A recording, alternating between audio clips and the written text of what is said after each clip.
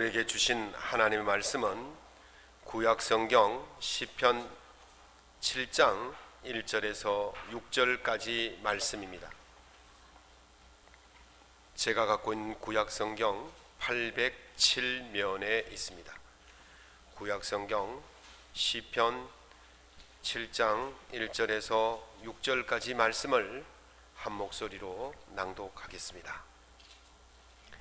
여호와 내 하나님이여, 내가 주께 피하오니 나를 쫓아오는 모든 자들에게서 나를 구원하여 내소서. 건져낼 자가 없으면 그들이 사자같이 나를 찢고 뜯을까 하나이다.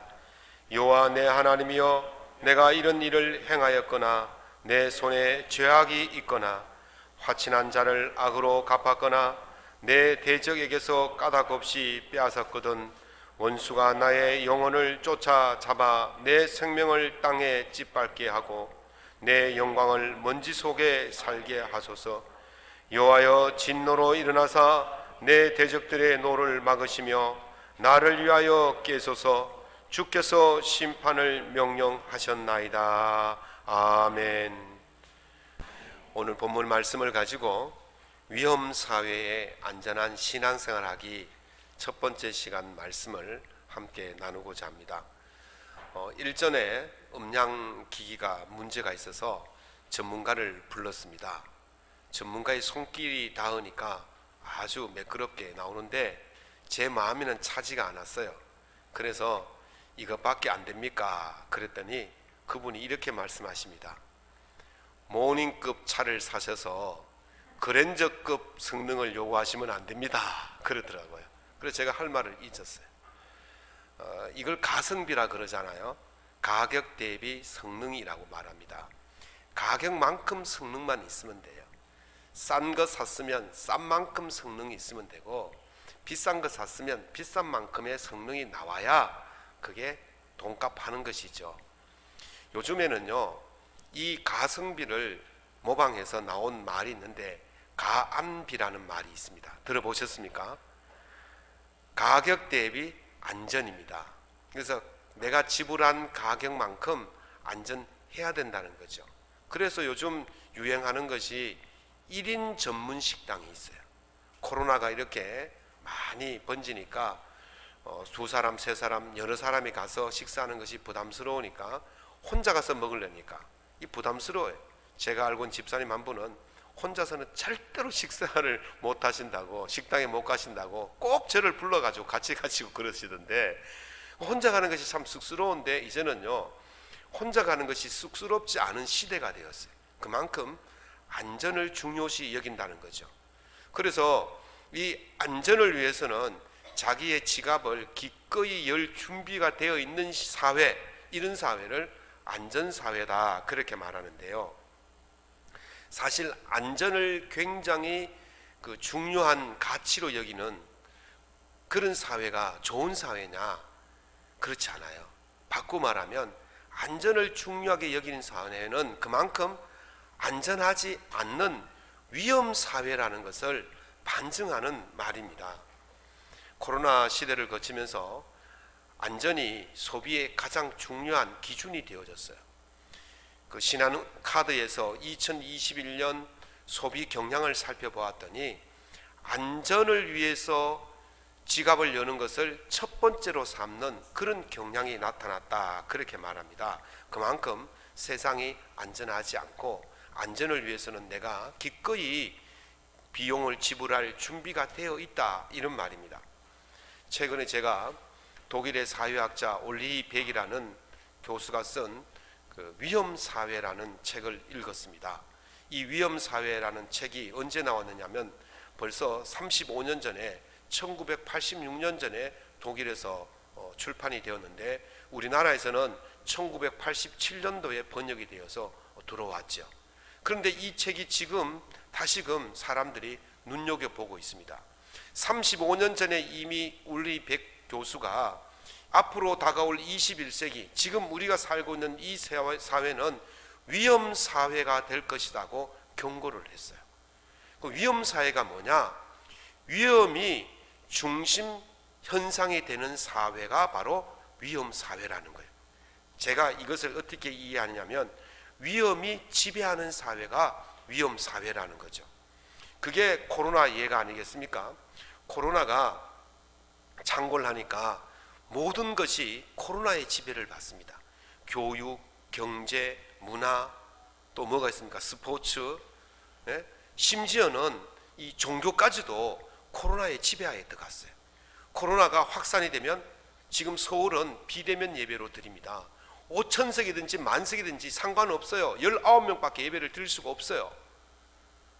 그러니까 코로나가 문 닫아 그러면 뭐 교회고 식당이고 경제고 문화고 학교까지도 그냥 다 문을 닫아야 되는 거예요. 코로나가 좀 숨 좀 풀어주면 또 나와가지고 조금 움직이고, 코로나의 지배를 받는 이런 사회가 되었지 않습니까? 이게 바로 위험사회, 위험의 지배를 받는 사회. 현대사회의 이 위험은요, 어느 특정 지역이나 특정 분야나 특정 계층이나 또 뭐 특정한 사람들에게만 나타나는 것이 아니라 전 지역의 모든 분야의 모든 사람들에게 다 일률적으로 동시적으로 나타나는 현상이에요. 지금 어느 한 지역에 문제가 발생하면 예전에는 그 지역만의 문제였습니다. 그런데 지금 그 지역만의 문제가 아니고 전체의 문제가 되었어요. 전 지구적인 문제가 되었습니다. 중국의 우한에 코로나가 발생했을 때에 우리는 중국의 그냥 감기 정도로만 생각했지 이렇게 심각하게 번질 줄 누가 알았겠습니까? 그 중국의 한 지방에서 일어난 그 전염병이 전 세계에 번져서 팬데믹 현상을 가져오지 않았습니까? 그러니까 이제는 한 지역의 문제가 아니라 전 세계의 문제가 되었다는 거죠. 한 계층의 문제가 아니라 전 계층의 문제라 되었다는 거예요. 그래서 울리백은 이렇게 말합니다. 빈부는 위계가 있지만, 빈부는 차등이 있지만 스모그는 민주적이다 그랬어요. 스모그가 뭐예요?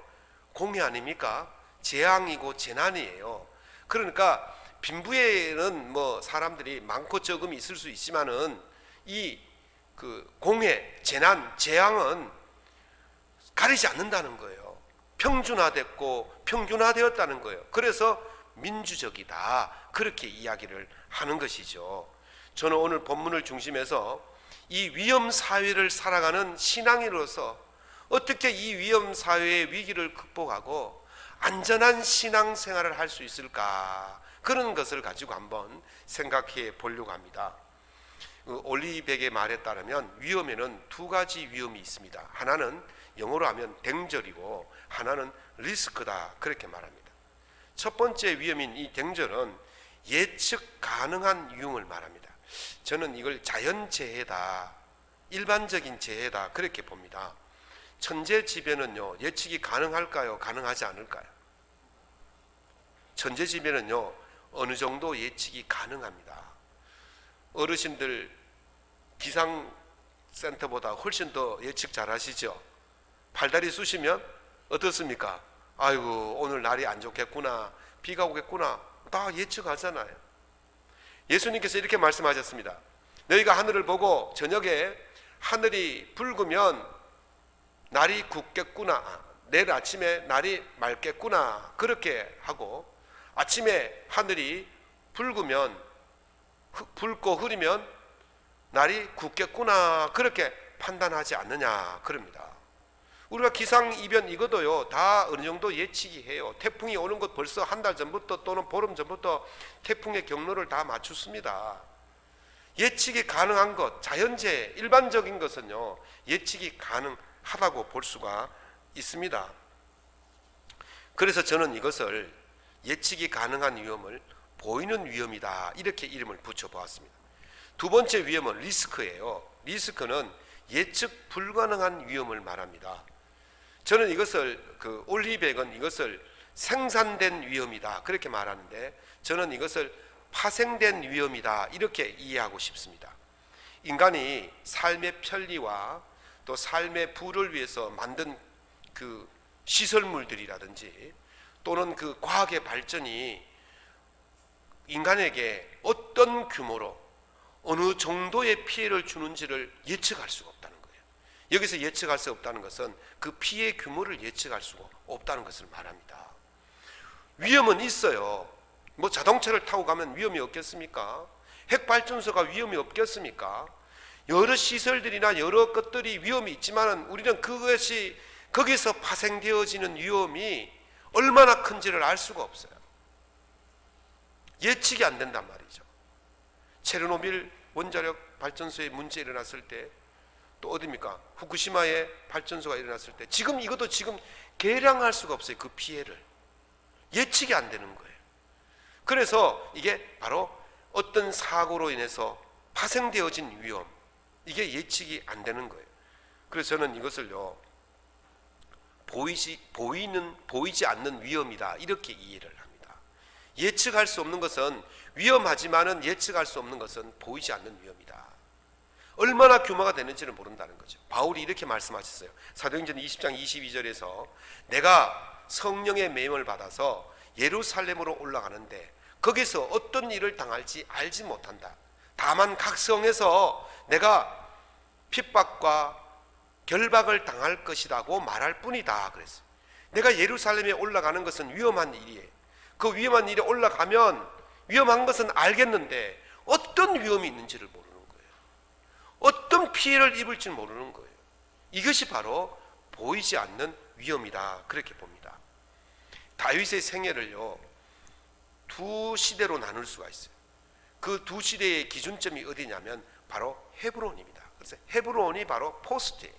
그래서 다윗이 헤브론 이전의 삶과 헤브론 이후의 삶으로 나누는데, 헤브론에서 무슨 일이 있었냐면 다윗이 헤브론에서 왕위에 올라갑니다. 그래서 왕위 이전의 삶을 저는 보이는 위험의 시대였고, 왕위 이후의 삶을 보이지 않는 위험의 시대다, 이렇게 구분을 해 보았습니다. 그래서 저는 앞으로 이 다윗이 이 두 가지 위험, 보이는 위험과 보이지 않는 위험 속에 살면서 어떻게 신앙으로 극복했는지를 보면서 앞으로 이번 주와 다음 주 2주간에 걸쳐서 위험사회의 안전한 신앙생활 하기를 두 파트로 나눕니다. 하나는 보이는 위험사회 속에서 안전한 신앙생활 하기가 오늘 나누는 말씀이고, 다음 주는 보이지 않는 위험사회 속에서 안전한 신앙생활 하기가 두 번째 말씀입니다. 그래서 오늘은 첫 번째 말씀을 나누려고 합니다. 오늘 여러분들이 이 위험사회 속에서 다윗의 신앙의 모습을 통해서 안전한 신앙생활을 할 수 있기를 예수님 이름으로 축원합니다. 사무엘상 19장부터 30장까지는 다윗이 사울의 살해 위협을 받고 도망다니는 장면이 나오고 있습니다. 이 피해 다니면서 도망다니는 생활을 몇 년 했느냐 하면 무려 10년을 했습니다. 다윗이 제일 처음에 도망간 곳이 어디냐면 사무엘 선지자가 살고 있는 라마라는 곳으로 도망을 갔어요. 거기 가서 선지자에게 자기 신세 한탄합니다. 나는 잘못도 없는데 사울이 나를 죽이려고 합니다. 그랬더니 사무엘 선지자가 그래, 그럼 나와 살자 그러면서 그 라마 지경 안에 있는 나요시라는 곳으로 가서 삶을 삽니다. 그런데 이 사울이 다윗이 그곳에 살고 있다는 소리를 듣고는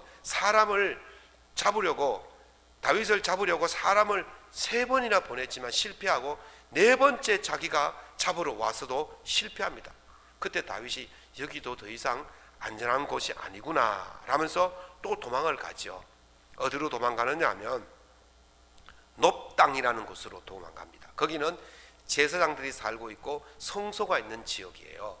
그곳에 가서 있었더니 그것도 안전하지를 않습니다. 거기에 누가 있었냐면 도액이라는 사람이 있었는데 사울의 목자장이에요. 그 사람이 신고할까 봐 이제 다윗이 또 도망을 가는데 어디로 도망가느냐 하면 골리앗의 고향 땅인 가드로 도망을 갑니다. 골리앗의 고향 땅이니까 다윗하고는 어떤 관계입니까? 원수잖아요. 자기의 그 고향의 인물을 누가 죽였습니까? 다윗이 죽였거든요. 근데 다윗이 그 원수의 땅으로 갑니다. 다윗의 생각이 무엇이겠습니까? 이스라엘 땅에 있는 것보다는, 사울의 살해의 위험을 받는 것보다는 차라리 이방 원수의 땅이 더 안전하다고 생각했기 때문에 그것으로 도망을 가요. 또 거기도 안전하지 않아서 또 나와서 어디로 가느냐 하면 모압 땅으로 가는데, 그때는 이미 식구가 한 400명쯤 됩니다. 그러니까 자기 가족과 아내와 이 사람들을 계속 데리고 다닐 수가 없어요, 아버지와. 그래서 모압 땅에 가서 자기 식구들을 그곳에 맡깁니다. 거기 모압 땅이 어떤 지역이냐면 다윗의 중조 할머니 고향이에요. 중조 할머니가 누구냐면 누굴까요? 룻입니다. 룻. 예. 룻의 남편이 보아스예요. 중조 할아버지가 보아스고, 보아스의 아들이 오벳이고, 오벳의 아들이 이세고, 이세의 아들이 다윗이거든요. 그래서 중조 할머니, 그 외가 동네, 외가에, 그러니까 조금 인적 관계가 있으니까 이 다윗의 가족들을 맞아준 거예요. 그런데 다윗이 거기 계속 있을 수가 없어서 이번에는 어디로 가느냐면 이제 광야로 나갑니다. 동굴에 숨습니다. 숲으로 갑니다.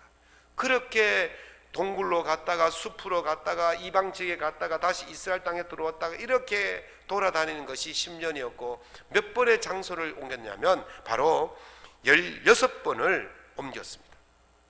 그러나 어디를 가도 안전하지 않았습니다. 왜냐하면 다윗이 어디에 있다는 말만 들으면 이 사울이 잡으러 다녔기 때문에 그래요. 사무엘상 23장 14절에 보면 다윗이 광야의 요새에도 있었고 또 광야 산골에도 머물렀으므로 사울이 매일 찾았다 그랬어요. 매일. 아니, 왕이 말이죠, 그렇게 할 일이 없나요? 한 1년 좀 찾다가 못 찾으면 포기하고 치워야죠. 그런데 매일 찾아다녔다는 거예요. 그러니까 사울이 머무는, 다윗이 머무는 그 장소가 안전한 장소가 있을 수가 없었다는 거예요. 그런데도 다윗이 잡히지 않은 이유가 무엇일까요? 그 위험이 눈에 보였기 때문에 그렇습니다. 사무엘상 23장 9절에 보면 다윗이 사울이 자기를 헤아려 하는 음모를 알고 그랬어요. 15절에 보면 다윗이 사울이 자기의 생명을 빼앗으려고 나온 것을 보았으므로, 위험을 알고 위험을 보았기 때문에 도망갈 수가 있었다는 것입니다. 사랑하는 성도 여러분, 우리가 인생을 살아가면서 안전하게 할 수 있는 방법이 뭐냐? 그것은 위험을 볼 수가 있는 눈이 있어야 돼요. 다윗은 위험을 볼 수 있었기 때문에 그 위험을 미리 피할 수가 있었던 것이죠. 그러면 위험을 피하기 위해서는 무엇이 필요하냐? 첫 번째는요, 준비가 필요합니다. 제 아들이 전방 천원에서 하사로 근무하고 있습니다. 다 아시죠? 근데 주특기가 뭐냐면 지뢰 탐지병입니다. 지뢰 탐지하러 들어갈 때는 그 폭풍용 보호이라는 보호 장비를 착용하고 이제 지뢰 탐지를 하러 들어갑니다. 아내와 제가 아들이 처음 지뢰 탐지병으로 주특기를 받았다는 소리 듣고 얼마나 걱정했는지 몰라요. 그런데 아들의 말을 빌리면 의외로 안전하다는 것입니다. 지뢰 탐지하다가 지뢰 탐지병이 사고가 난 적은 한 번도 없다 그래요. 한 번도 없대요. 지뢰라는 위험이 있지만은 준비를 철저히 하고 들어가기 때문에 그런 위험으로부터 피할 수가 있다는 것이죠. 다윗은요, 도망가면서 자신의 안전을 지키기 위해 가지고 세 가지를 합니다. 첫 번째는 그 놋땅의 제사장에 있는 데 가가지고 뭐를 가지고 옵니까? 골리앗의 칼을 챙겨옵니다. 다윗이 도망갈 때 너무 급하게 창문을 타고 막 도망을 갔기 때문에 아무것도 준비할 수 없는 맨몸으로 도망을 갔어요. 그러다 보니까 자기를 보호할 수 있는 것이 아무것도 없었습니다. 광야 생활 하다 보면 짐승을 만날 수 있고 강도를 만날 수 있고 적군을 만날 수 있는데 아무것도 없는 거예요. 그래서 제일 먼저 준비한 것이 뭐냐면 바로 이 놋땅에 가서 자기가 전에 죽였던 골리앗의 칼이 있는 것을 알고 그것을 가지고 오게 되어집니다. 두 번째는 자기 가족들을 데리고 모압 땅으로 가서 가족을 안전한 곳에 피신시켜 놓는 준비를 합니다. 세 번째가 중요합니다. 마지막으로 철저하게 하나님을 준비했는 줄로 믿습니다. 하나님을 준비했다는 말은 하나님을 철저하게 의지했다는 말이에요. 하나님의 말씀을 따라 살았다는 말이에요. 사무엘상 22장에 보면 다윗이 그일라라는 성에 숨어 있었어요. 그런데 사울이 다윗이 그곳에 있다는 소리를 듣고 군사들을 끌고 이제 그일라 성을 포위하려고 다가왔습니다. 멀리서 보니까 이제 사울의 군대가 쳐들어오는 것을 보고는 다윗이 어떻게 해야 되겠습니까? 아이고, 그러면서 냅다 도망을 가야 됩니까? 그 전에 이렇게 했어요. 그일라의 제사장 아비아달에게 에봇을 가져오너라. 이 에봇이란 말은 제사장이 입는 옷이거든요. 그 옷을 가져오란 말은 네가 하나님께 기도해봐라는 것이거든요. 네 하나님께 기도해봐라. 내가 그일라에 머물러 있어야 되는지 아니면 도망을 가야 되는지, 저 그일라 사람들이 나를 배반할지 안 할지를 한번 물어봐라. 그랬더니 이 아비아달이 하나님께 기도했어요. 그리고 나서 다윗에게 빨리 도망가라. 그래서 다윗이 도망을 갔잖아요. 지금 위험이 눈앞에 직면해 있습니다.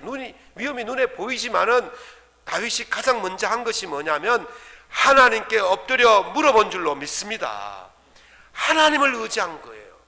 하나님께 매달린 거예요. 그것이 우리가 위험을 맞아 했을 때, 보이는 위험 앞에서 가장 먼저 준비해야 될 그 준비가 하나님을 의지하는 것입니다. 사무엘상 24장에 보면 다윗이 엔게디 광야에 숨어 있었어요. 사울이 다윗을 잡으려고 온 엔게디 광야를 다 뒤지다가 성경에 보니까 뒤를 보려고, 또 전에 성경에 보면 발을 가리려고 동굴에 들어갔다 그랬어요. 그게 뭔지를 잘 몰라요.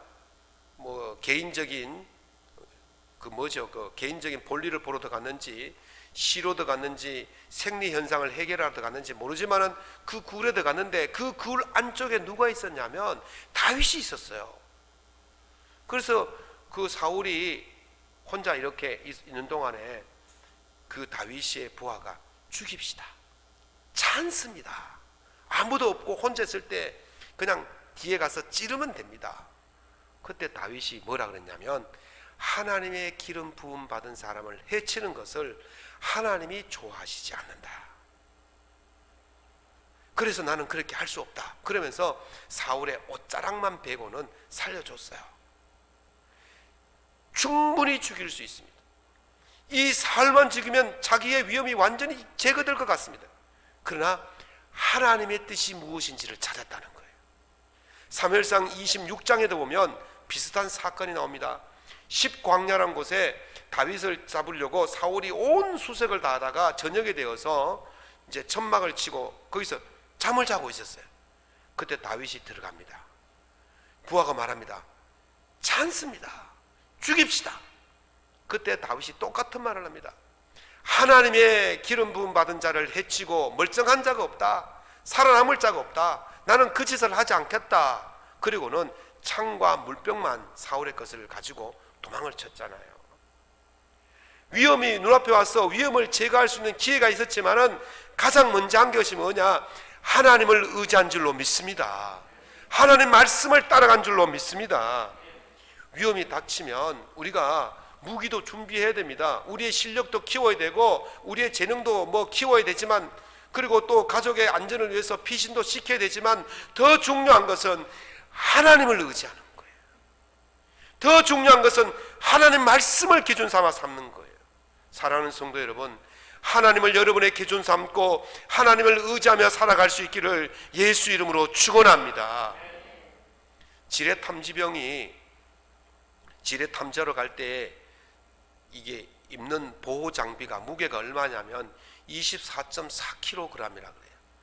아들이 지뢰 탐지병이다 보니까 제가 아주 그 지뢰 탐지에서 관심 있게 연구를 했습니다. 연구가 아니고 그냥 살펴봤습니다. 헬멧부터 시작해서 방탄복에 폭풍형 보호의에, 그리고 지뢰 전투화에, 지뢰 탐지기에, 이게 다 들면 24.4kg예요. 이 더운 날 그거 입고 서 있으면 가만히 있어도 푹푹 꼬라지를 정도의 그 무게예요. 그런데 그렇게 입고 지뢰 탐지하러 들어가야 안전한 거예요. 여러분, 우리가 인생을 살아갈 때 위험이 눈앞에 보일 때 누구를 덧입어야 됩니까? 하나님을 덧입어야 될 줄로 믿습니다. 하나님을 덧입어야 모든 위험으로부터 보호받을 수가 있는 거예요. 그래서 바울 사도는 너희가 하나님의 전신 갑주를 취하라 그랬어요. 이는 악한 날에 너희가 능히 대적하고 모든 일을 행한 후에 서기 위함이라. 아멘.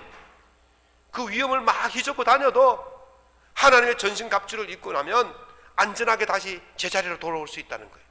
그래서 그 뒤에 덧붙여 말합니다. 저희 유치원 다닐 때, 유치원 교회학교 다닐 때에 선생님들이 가르쳐준 노래가 아직도 잊지 않고 있습니다.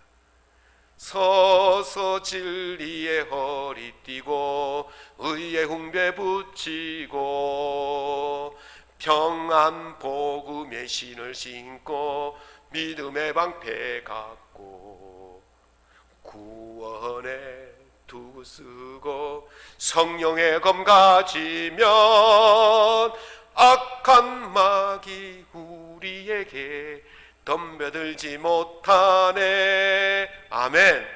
이러면 박수라도 한번 쳐주셔야죠.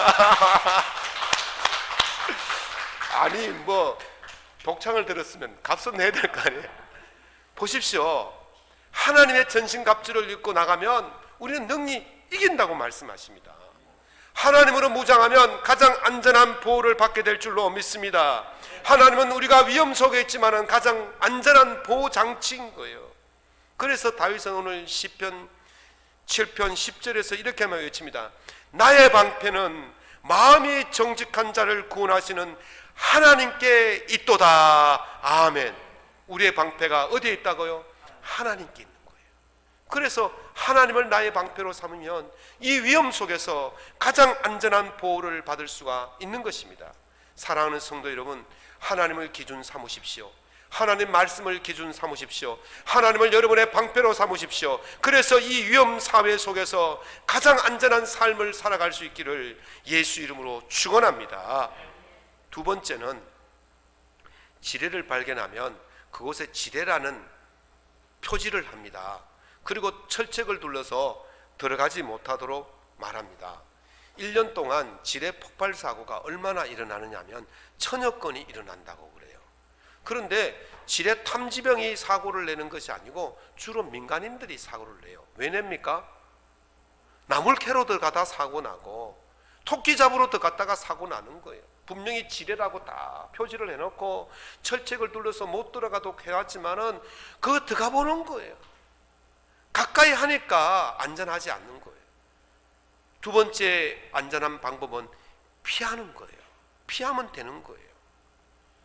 그래서 노노 태백 13편에 보면 2절에 이렇게 말합니다. 공자가 위방 불이비요 남방 불거라 그랬어요. 위방이란 말은 위태로울 위자에 나라 방자거든요. 위태로운 장소에는 들어가지 않고, 난자는 어지러울 난자예요. 어지러운 장소에는 거하지 않는다.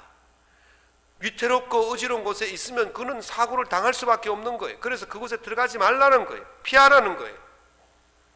울리백은 위험 사회에서 19세기 초에 그 현상을 말했는데, 영국의 템즈강은 선원이 물에 빠지면 익사를 하는 것이 아니고 질식사를 한다 그래요.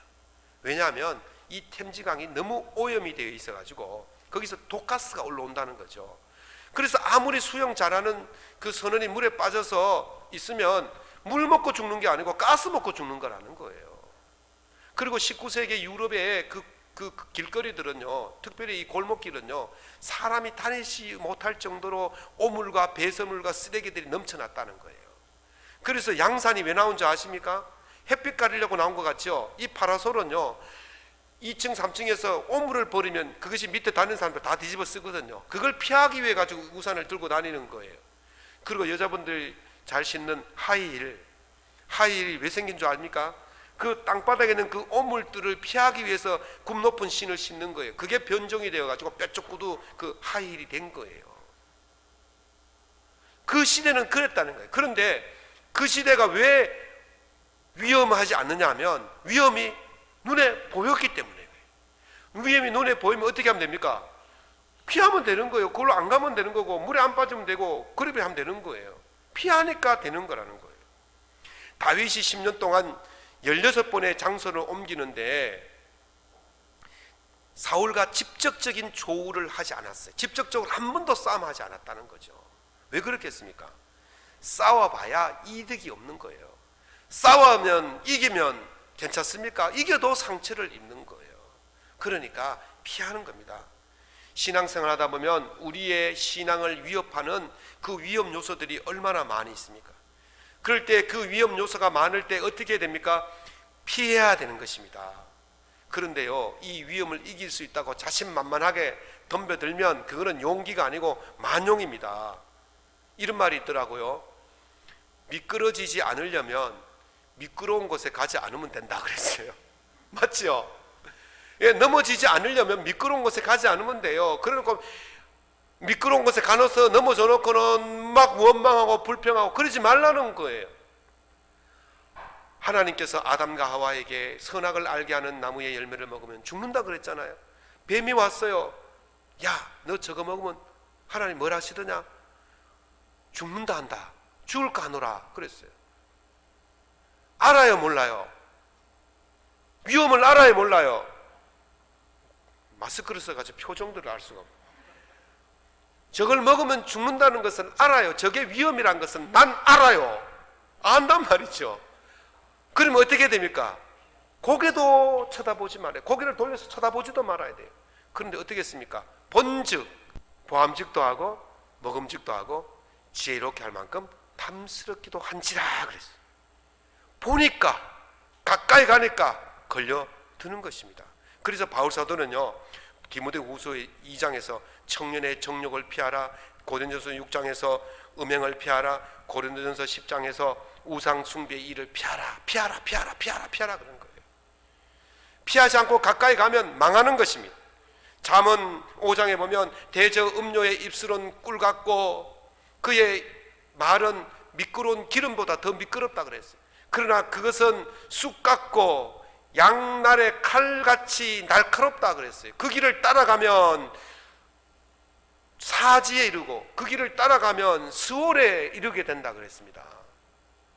달콤하고 기름 같은 그런 매끄러운 말 듣고 그 유혹을 따라가면 죽는다는 거예요. 그래서 그 길을 따라가지 마라. 네가 그 길에서 멀리하라. 그 집 가까이도 가지 마라 그랬어요. 사랑하는 성도 여러분, 우리 눈에 보이는 위험들이 얼마나 많이 있습니까? 제가 설명하지 않아도 여러분들이 너무 잘 아실 거예요. 그런 위험들 나는 이길 수 있어 그러면서 그 앞에 가서 기도할 것이 아니고 그 앞에서는 도망가야 되는 거예요. 도망가야 살 길이 있는 것입니다. 코로나 확산세가 멈추지 않고 있어요. 그래서 계속해서 문자가 오는데 코로나 어디서 많이 감염되나 봤더니만 80% 이상이 유흥주점이에요. 거기 들어앉아가지고 술 먹고 노래 부르니까 다 코로나 걸리는 거예요. 그곳에 안 가면 되는 거예요. 피하면 안 걸리는 거예요. 보디발의 아내가 요셉을 위협했을 때 요셉이 어떻게 했습니까? 도망쳤습니다. 성도는요, 위험이 보이면 도망쳐야 될 줄로 믿습니다. 신앙의 위험이 보이면 도망쳐야 돼요. 겁정이라도 괜찮습니다. 도망치다 겁정이라는 소리 들어도 괜찮아요. 신앙의 위험 앞에서 장사 없어요. 도망쳐야 되는 거예요. 성경은 결코 우리에게 말씀하시기를 대적하지 말라 그랬어요. 도망치라 그랬어요. 사랑하는 성도 여러분, 눈에 보이는 위험은 여러분은 이미 다 알고 있습니다. 그러므로 그 눈에 보이는 위험이 나타나면 도망하시기 바랍니다. 피하시기를 바랍니다. 어디로 피해야 됩니까? 오늘 7장 1절에 내가 주께 피하오니 나를 쫓아오는 모든 자들에게서 나를 구원하여 주소서. 아멘. 하나님께로 피하여야 될 줄로 믿습니다. 하나님께로 피하면 그것이 구원의 장소이고 그것이 은혜의 장소이고 그것이 사는 장소인 줄로 믿습니다. 위험 사회 속에서 피할 것은 오직 하나님 한 분뿐입니다. 그곳에 숨는 자들이 살 길이 열리게 될 줄로 믿습니다. 이 위험 사회 속에서 하나님께로 피하셔서 가장 안전한 삶을 살아갈 수 있기를 예수님 이름으로 축원합니다. 축원합니다. 축원합니다.